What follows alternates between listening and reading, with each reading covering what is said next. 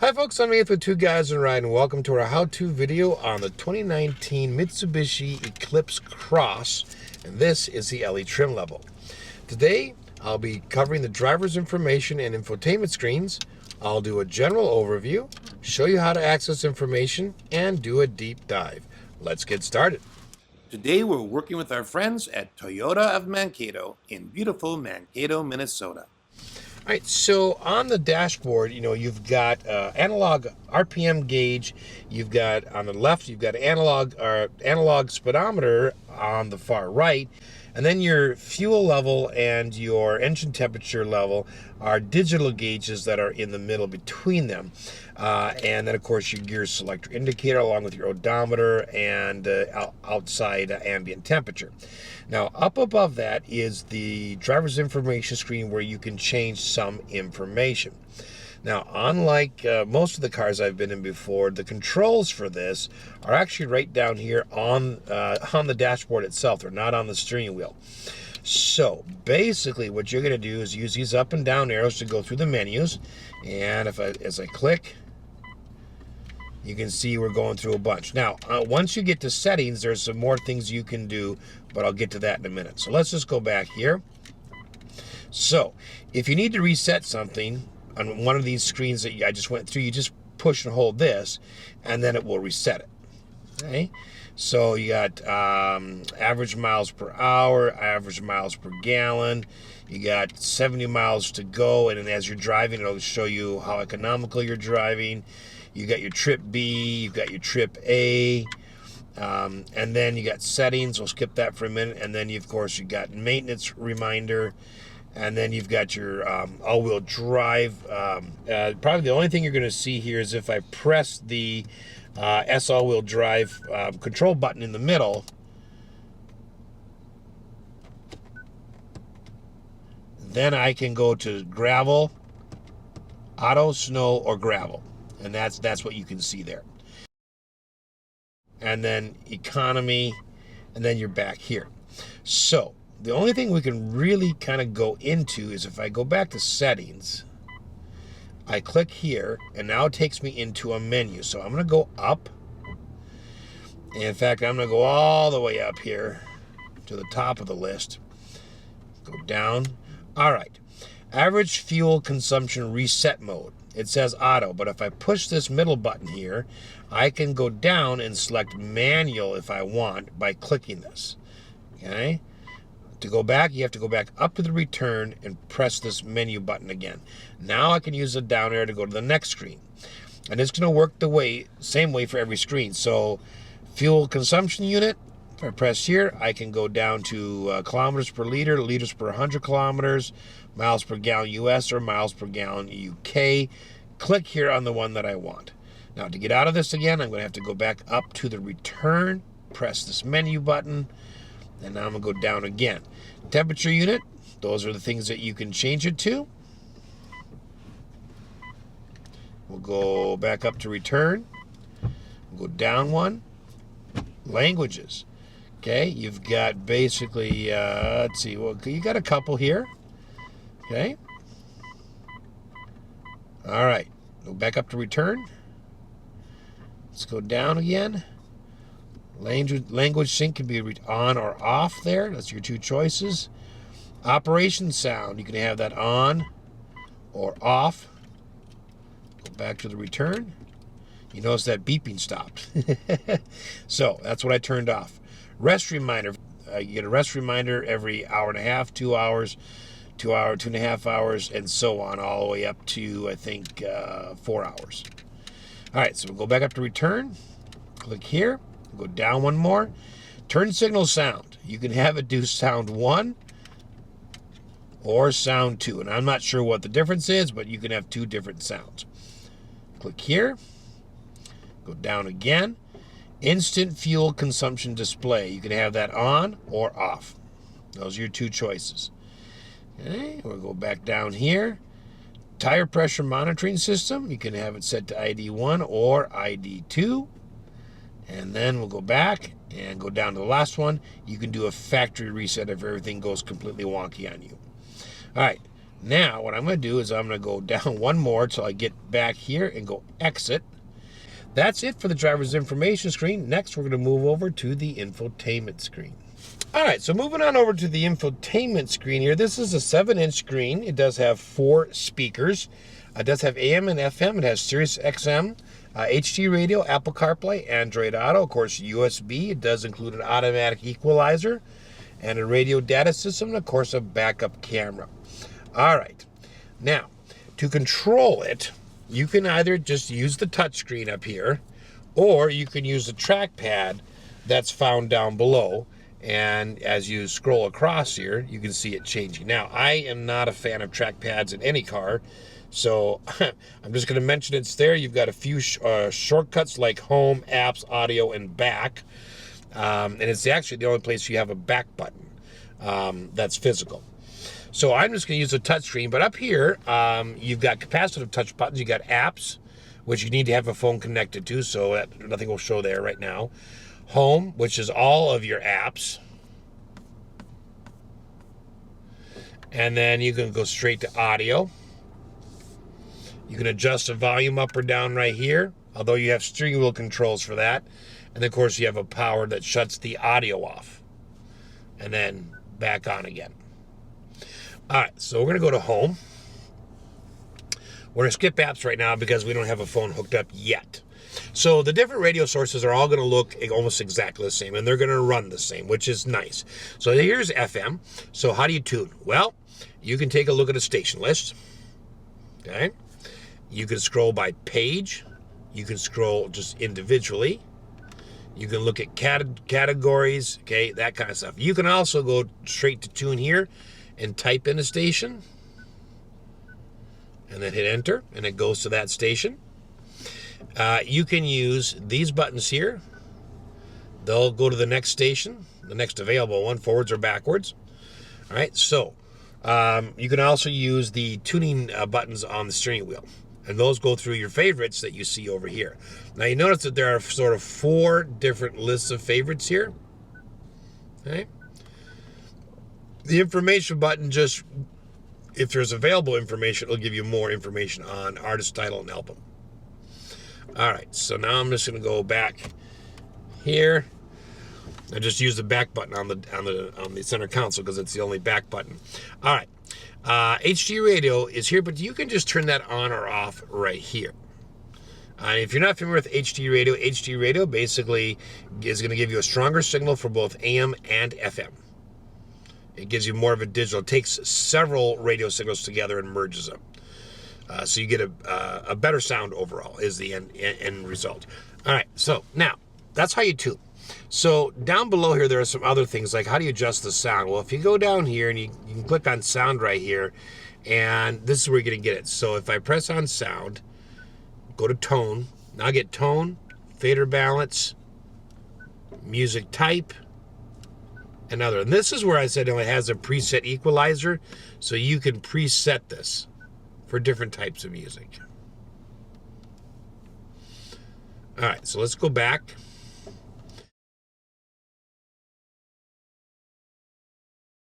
You can adjust brightness and contrast. You can adjust the voice guidance volume. Okay. You can adjust things for Bluetooth. You can look for phone functions. They kind of thrown a whole bunch of things under that sound menu. You also notice that there's sometimes double dots up here, and if that's the case, click the arrow and you've got more options, like under phone, for incoming screen size, do you want it full or small? The phone function, you know, should the phone function lock be on or off? So there's a couple different ways to adjust that. Now I'm going to go back down here. You got a lot more things you can control down here. We won't look at all of them, but that's where all that is. All right, so that was under sound. If I look under settings, it's the same list. It just takes you to the part in the list that applies to that particular title. So if you want, for instance, you want to adjust the sensitivity of your touchpad, you can do that here. And there's 3 different pages of items for you to adjust.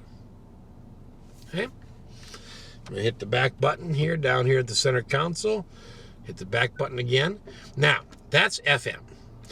Sirius XM is going to look almost exactly the same with a few additional options, because you've got play, pause, and then you've got a live button, and you've got skip forward, skip backwards. But otherwise, it pretty much looks exactly the same. And this one, of course, you can go through and you can look at the settings, you can look at the sound, you can go help, and you can go back. All right, AM radio is right here, and it looks the same. I wish that they would, have a radio source, and then you can see it from there. But everything's separate. Like, here's iPod, here's USB. I mean, they're all just separated out. All right, so since we're talking about sources, we're going to go to Bluetooth audio. But to hook up to Bluetooth audio, I need to first go to phone, and I need to pair a device. So I'm going to go turn my phone on, turn on my Bluetooth settings, and hit next. Okay, it says Mitsubishi Moto. So I click on that on my phone, and we're going to wait a second. Gives me a number, so I'm going to hit pair, because it's the same as that number right there. Now it says on my phone, do I want to allow contacts and favorites to sync? I'm going to click don't allow. If this is your car, you of course want to click allow, but since it's not my car, I'm not going to do that. So here I have the dial pad. You can look at contacts. Okay, you could look at recent calls, you could look at favorites, and again, you get the settings and the sound and the Bluetooth settings all right here. So if I go to sounds here, all right, you'd have to go down to phone function, and here you have phone volume. So this is not a slide. You have to use the plus or minus buttons, and the auto answer on or off. You can look at Bluetooth. Here's where you can select a bunch of different phones, which is a good reminder. When I'm done here, I'll show you how to disconnect your phone. If you sell your car, you definitely want to get rid of your phone out of the system there. All right, so let's use the back button on the center console. There's the back button again there. Okay, so now we'll go to Bluetooth audio. And here you go. So the lookup is almost exactly the same. So I got play, pause, skip forward, skip backwards, settings, sounds, and then back. Okay. All right. Let's skip over here. I don't have an iPod or a USB, but they would show up exactly the same way the screen looks for the radio. Under settings right here, you're going to see all sorts of stuff we've already seen, because here, here's sound that we looked at, right?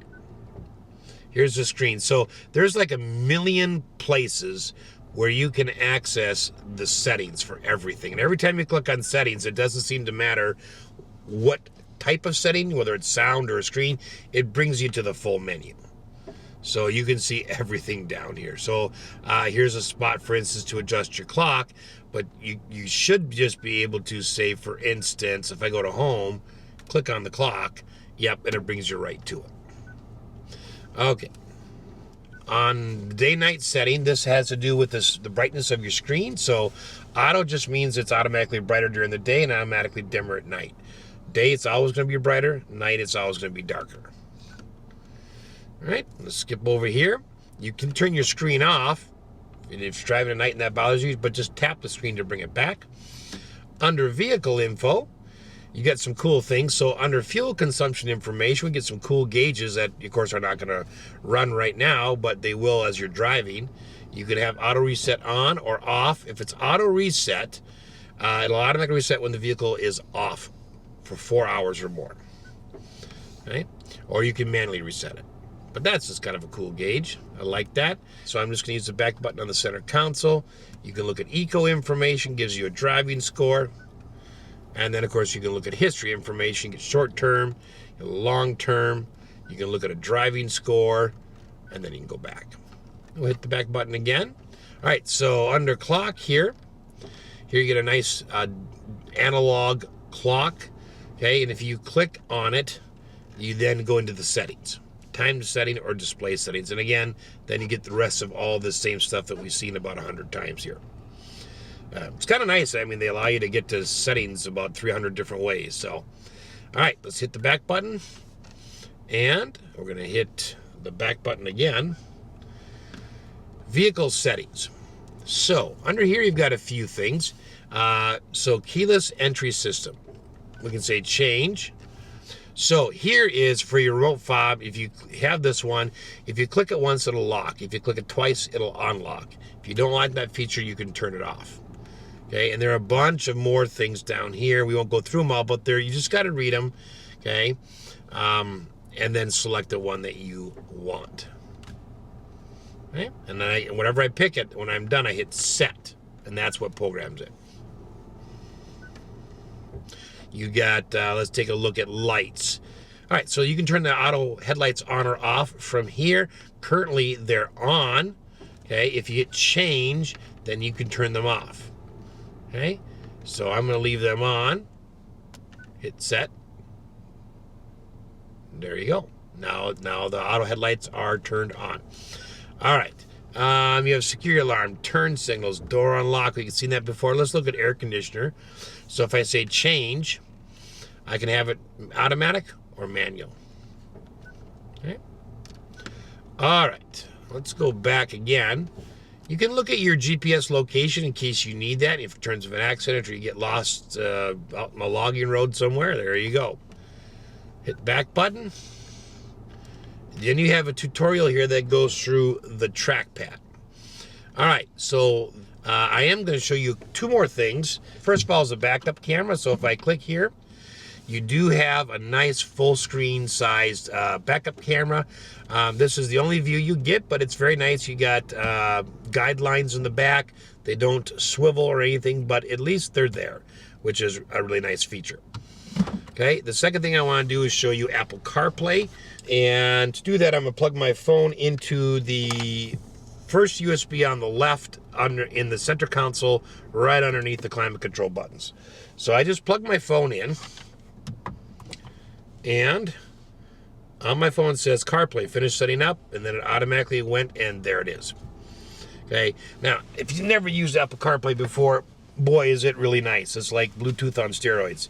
So a couple of things. First of all, what it does is it takes any app on your phone that will work with your car and throws it up on the screen so you don't have to touch your phone. So you get phone calls, text messages, navigation, music, all sorts of stuff right here. And yep, it uses the data on your phone, but no more so than if you were listening or watching a navigation map as you were driving without your phone connected. It just puts it up in here. So these are your most recently used items. The phone icon tends to seem to always stay there. You've got several screens of apps. These are all the apps I have. You'll notice that I have Waze navigation, Google Maps, and I've got Apple Maps. I also have Apple Music. I've got podcasts, audiobooks, Amazon Music, Pandora, SiriusXM. So lots of different possibilities. If I swipe all the way, I get this nice split screen. So this is the last navigation app I use, so that's why that's there. This is a go button for the navigation, and then this accesses Siri. So if I use the voice command button, I don't need to push that. Siri, open Google Maps and navigate to Dairy Queen.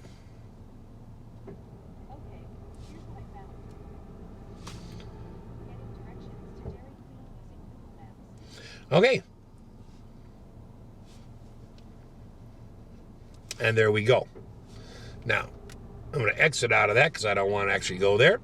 But, I mean, that's that easy. So you can control your phone with the voice command button. But to access Siri, or Google Assistant, it's a push and hold until you hear that little ding from the assistant.